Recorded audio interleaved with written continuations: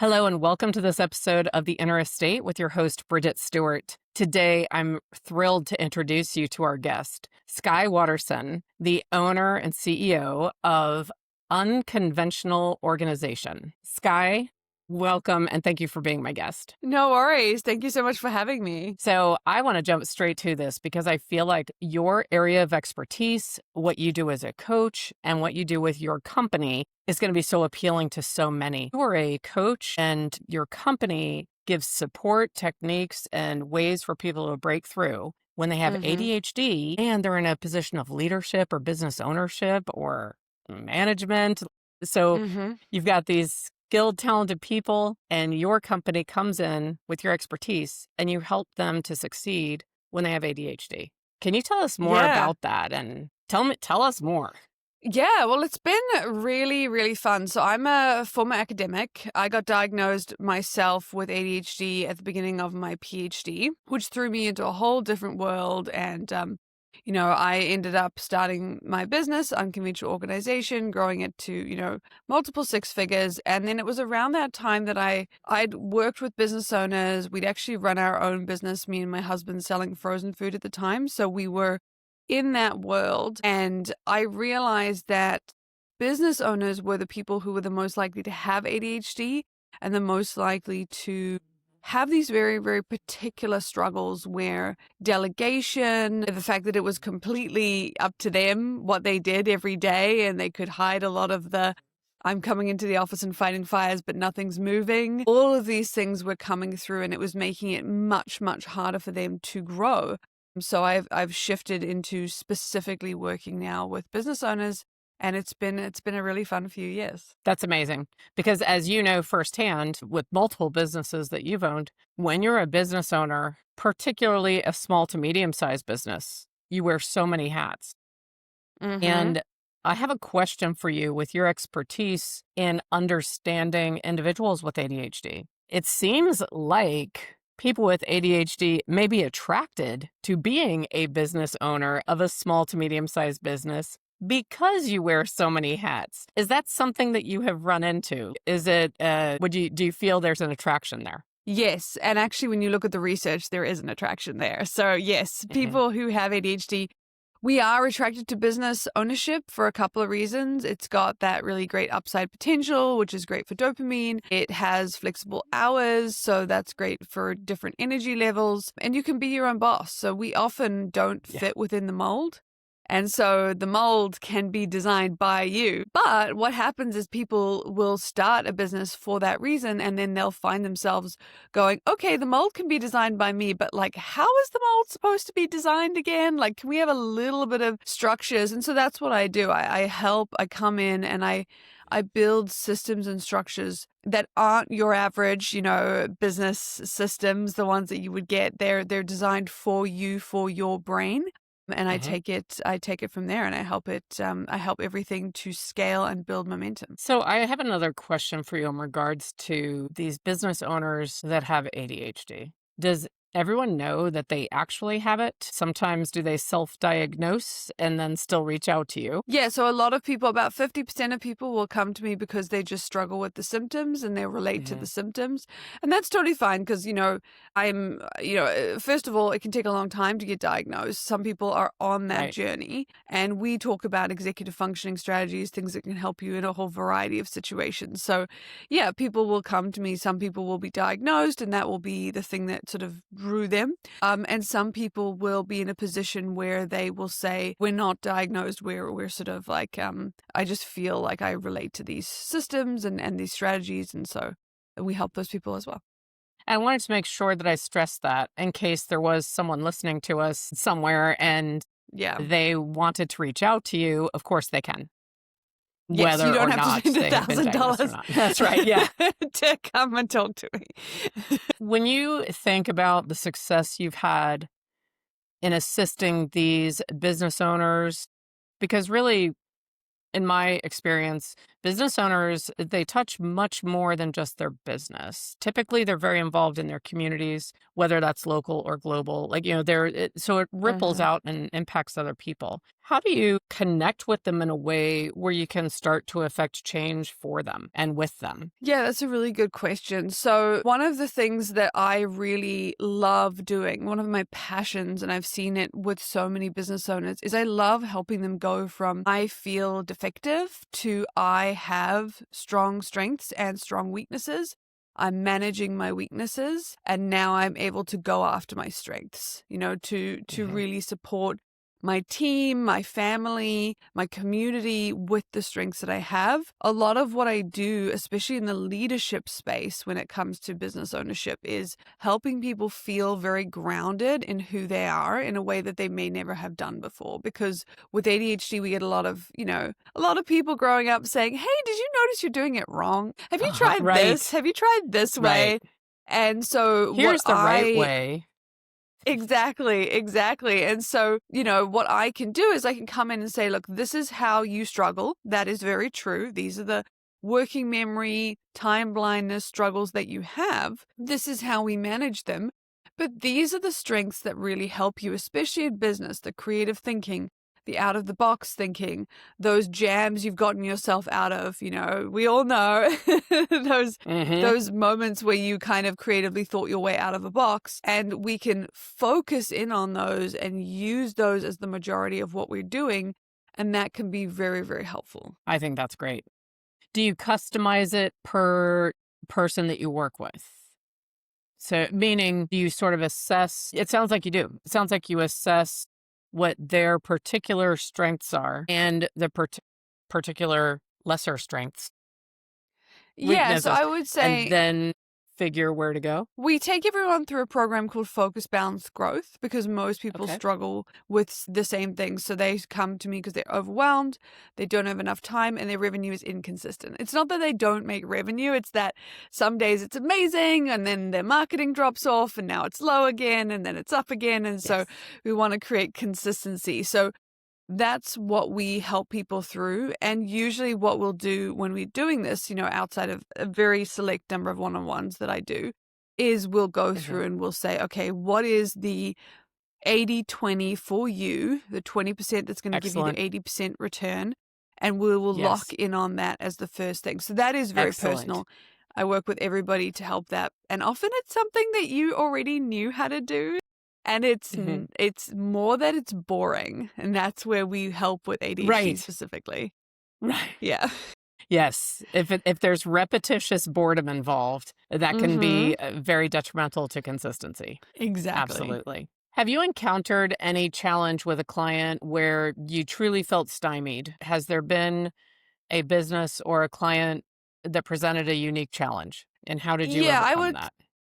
I think, clients are always different. They always bring different struggles. But the biggest struggle I have with clients is when they insist on trying to do things in a traditional way.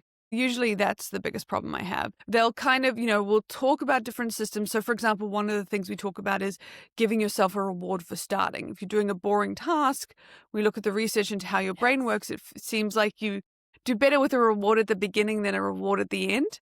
But Hmm. sometimes people really have struggled giving themselves those rewards. And so they'll kind of go away and be like, okay, I'll do it.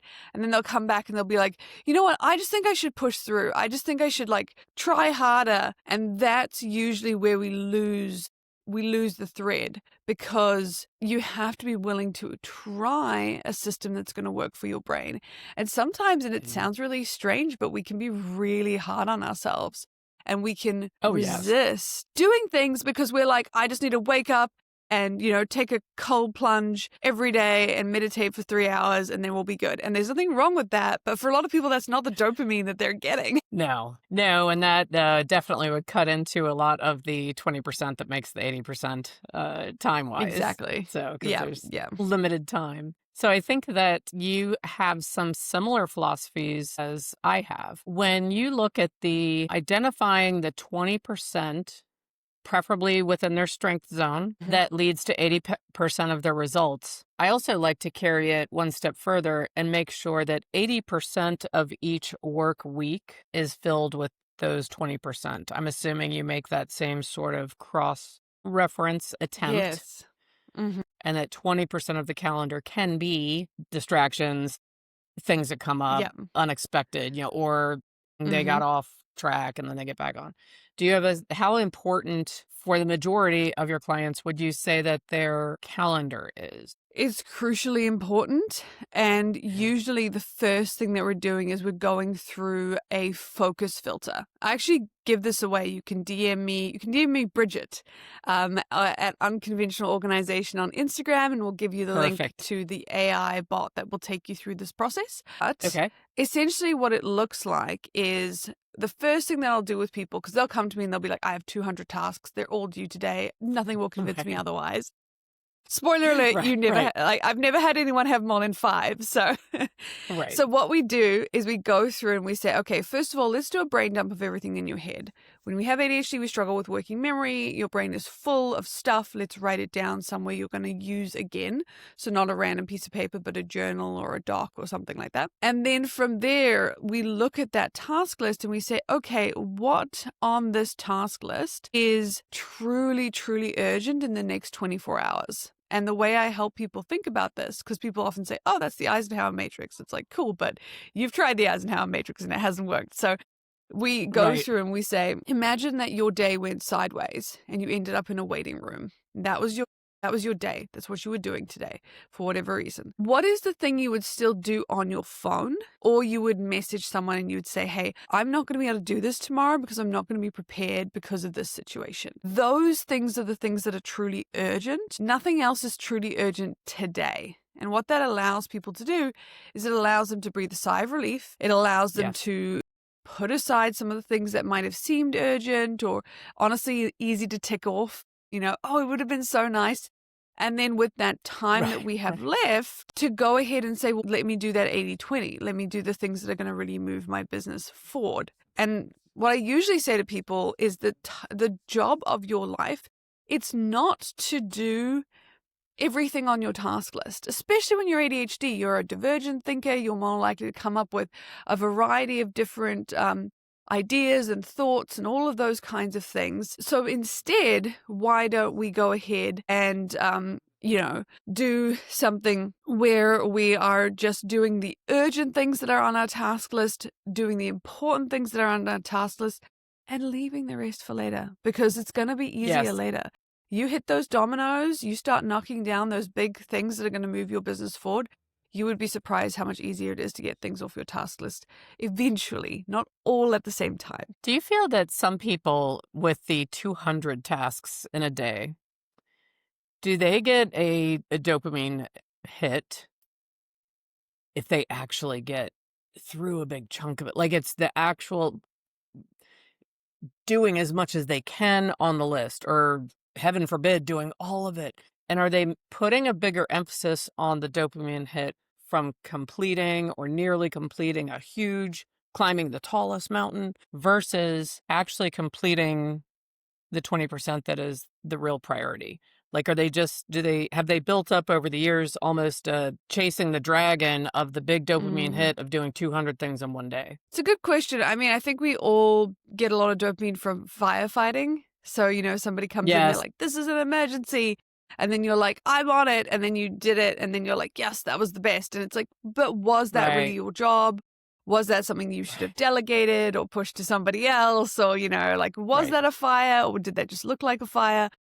So often that is true. A lot of the sort of high importance, low urgency tasks, they just no one's going to care. So for example, one of the No. things that I teach people to do or help people do is, they'll do an email list of people they'll email and say, hey, can we collaborate? Can I work with you? All of those kinds of things that will have massive shifts long term in your business, but short term it's just you writing emails to potentially no one. So it definitely doesn't feel the same as somebody with a crisis.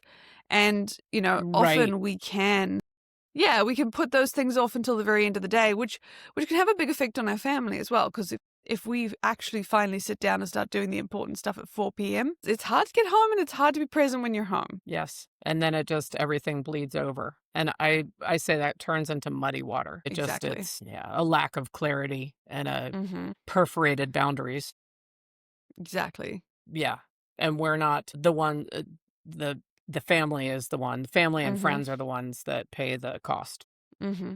Exactly. And we are Yeah. too, and we just don't know it at the moment Yeah. that it's happening. So I'm curious, you mentioned that you and your husband had a frozen food business and you were a business owner, and then you realized that you had a strength of being able to allow others to see a path to the success that they desired. So at some Mm-hmm. point, you decided that you were going to create Unconventional Organization. Could you Yeah. share with everyone a little bit about what that was like for you? And what was that moment when you shifted from being a business owner here into the business owner of your own company? I mean, the other one was your own company too.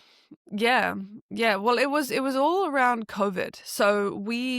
I was, doing my PhD. I was learning these systems and strategies. I was working with schools and working with my university, but I wasn't really thinking about it as a business. And then COVID happened, and all the food businesses got shut down. So it was like there's no more food businesses allowed. And that was Oh that my was goodness. that was a big shift for us. And so, Right. but also we all went home. And so I'd been working in schools. I'd been like coming to schools and teaching a little bit about ADHD and working with the teachers and things like that.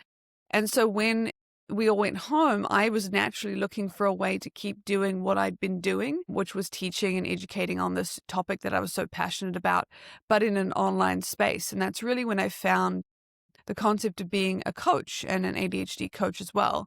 And I started writing articles and, referencing articles, which was unusual, about this topic, and started coaching. And that's really when it happened. It took off, and it was a realization of, oh, this could be something as well. And this is something I'm super, super passionate about doing. So where are most of your clients?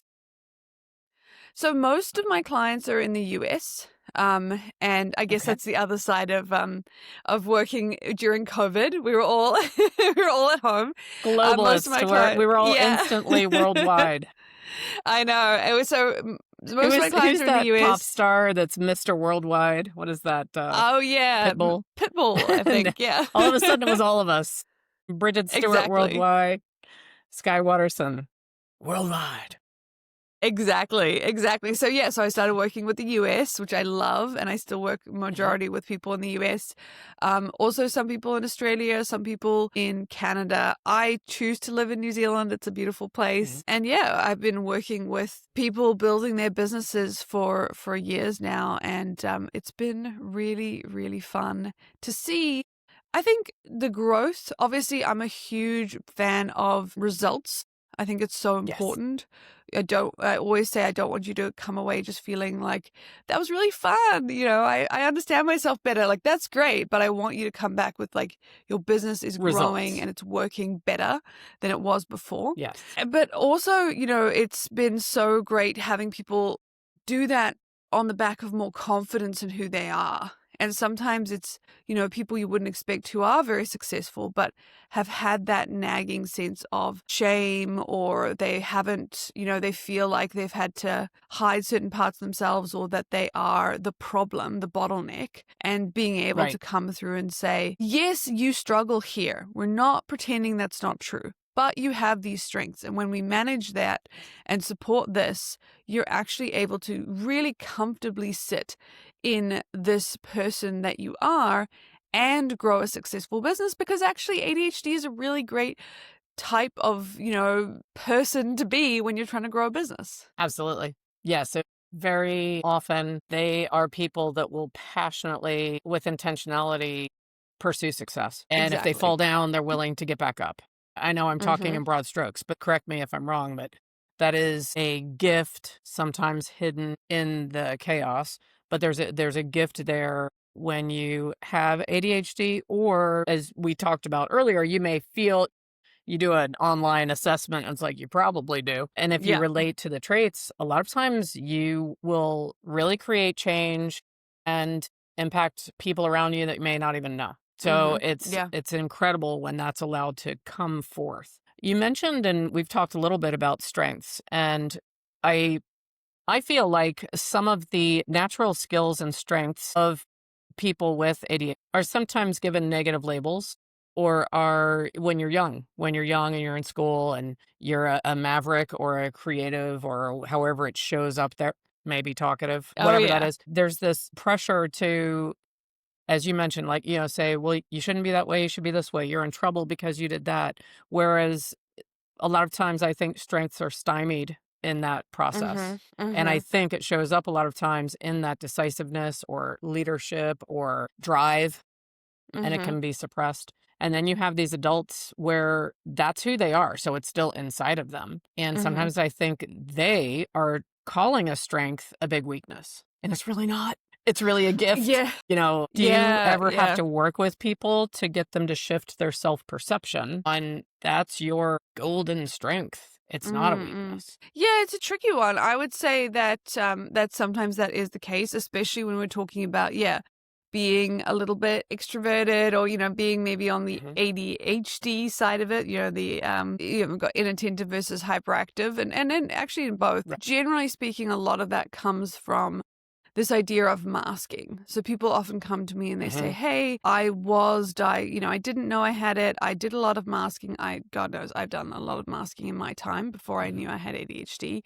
What do I do now? Do I just let my ADHD flag fly and, do I continue to mask?" And so a lot of times it's a conversation of really how you want to show up. And it's more of an authentic how you want to show up. Do you want to show up as yourself, but also, understanding, well, I still have these weaknesses, but really, again, leaning into those strengths. And a lot of times, I mean, one of the best things that I always say to people, because I have a community of entrepreneurs, and I always say to people, look, I have this community, but one of the reasons I love working with people like that is because I can tell you that this is a strength. I can tell you that this is, That's right. awesome. And you'll just be like, "Oh, well, Skye's just being nice." Sometimes people say to me, like, "You don't even seem like you have ADHD," which is completely untrue. I write about it all the time. Right.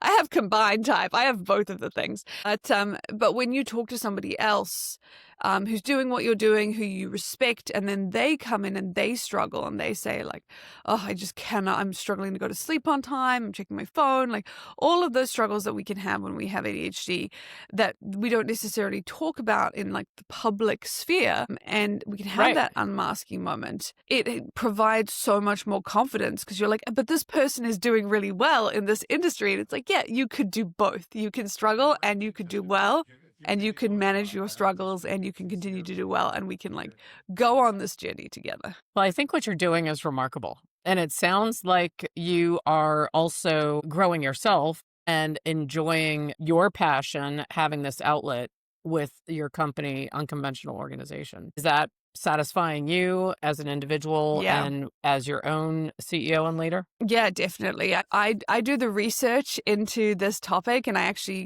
do it often in public. If you go on my podcast, you'll hear me look at the latest research into ADHD, and I'm always trying to learn and develop. And the reason Hmm. that I love this is because, yeah, before I started this program, I was just somebody who had ADHD, who was an adult, who was doing a PhD, who was like, "How the heck am I going to do this without burning out massively like I have in the past?"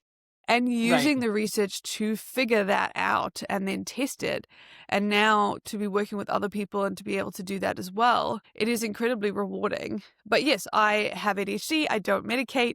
And people often ask me why. And I'm like, well, I have to be the most ADHD person I can be, because it helps me to experience the struggles of doing it. I still Yes. struggle with all of the weaknesses. I just have systems. I'm living what I'm doing, which is I have systems and strategies in place to help get that focus, balance, growth. And then I live in my strengths, which, I love coming on podcasts. I love chatting.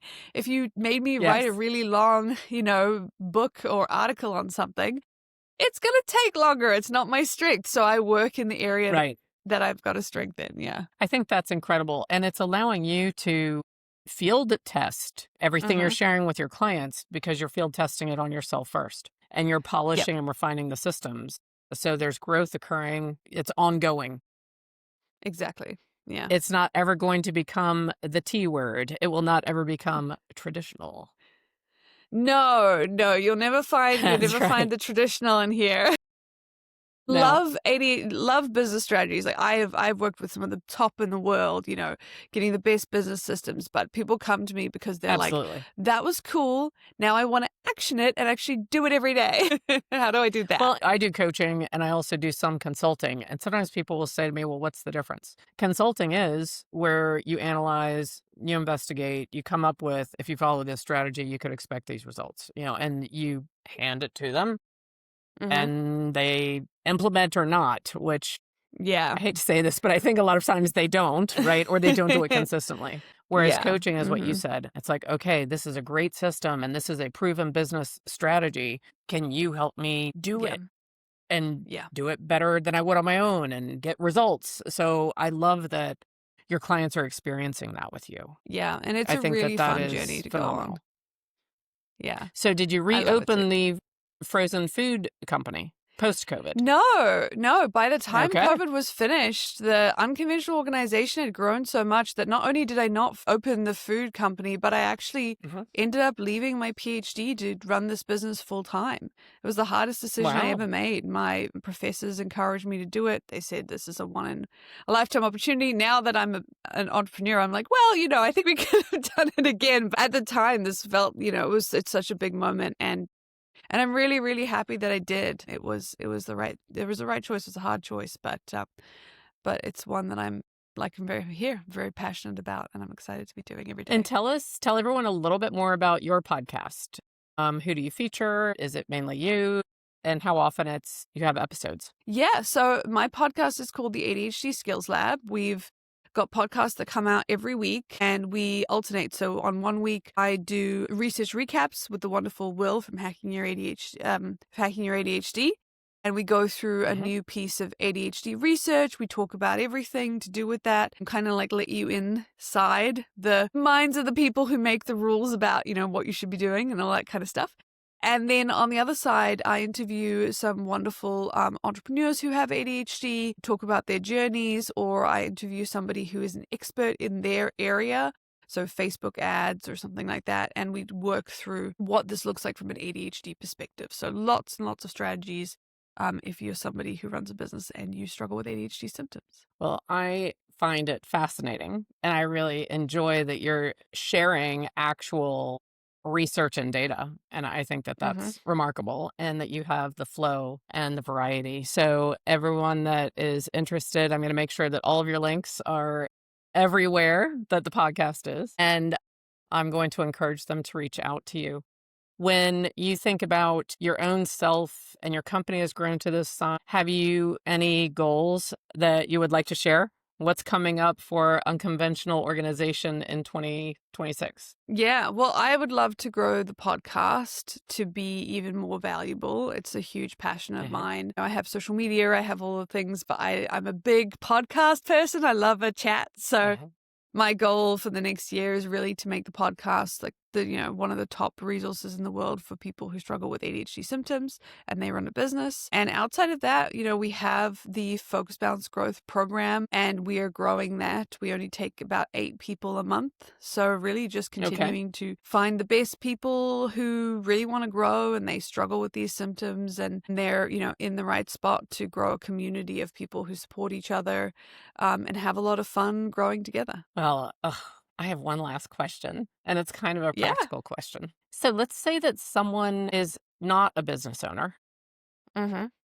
and yet they still have a very important position. Maybe they're the vice Mm-hmm. president of a large corporation, or maybe they Mm-hmm. are a regional manager for a company they don't own, but it's a really key role. If someone is in a position like that, even if they don't own the business, could they also reach out to you if they're Yes. looking to have that Yeah. breakthrough in their own performance at work? Yes. I have a Right. limited Okay. amount of one-on-one sessions. that I do with people. So I will work with people, I've worked with people who have very large businesses. I've worked with people who've been academics or very high up directors at Google, things like that. Right, right. And if you come and you do have those struggles, you can reach out to me and give me information. And if it's a good fit, then we'll talk about more personalized one-on-one coaching and the availability for that. Well, Skye, thank you so much. You have been very informative, and I'm very impressed that you faced a huge obstacle, as all of us did. I mean, the rug was just yanked out on a global A little bit. manner, right? But what a great opportunity, and that you discovered in a time of crisis where you're impacting not just yourself and your family, but so many people around the world. And I'm intrigued and want to learn more about what you do. I would be so thrilled if maybe in the new year you would be a guest again on the Interstate, and I hope that you'll return. And if you are listening to this episode of the Interstate, of course, I hope you'll return as well. So, Skye, thank you so much for being our guest. And again, I'm going to have links to all of your great resources, tools, and your podcast in all the descriptions. So, thank you so much.